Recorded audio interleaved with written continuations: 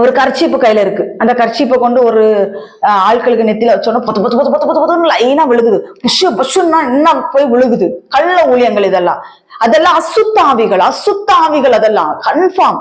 நான் இன்னைக்கு இந்த வசனம் எடுக்கும்போது கர்த்தர் எனக்கு உணர்த்தி கொடுத்த காரியம் என்ன தெரியுமா? இது பகிரங்கமாய் சொல்ல சொல்லுகிறார், பகிரங்கமாய் சொல்ல சொல்லுகிறார். என்ன அப்படின்னா,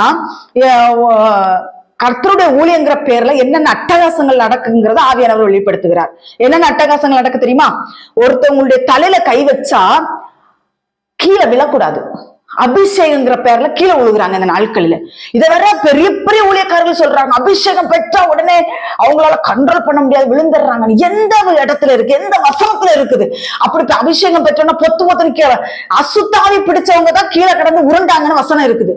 பரிசுத்த ஆவிகள் பெரும் பொழுது, ஆவியானவரை நாம் பெரும் பொழுது வைராக்கியம், பலன், தைரியம் கிடைக்கும்னு தான் வேத வசனம் சொல்லுவோம். அவர்கள்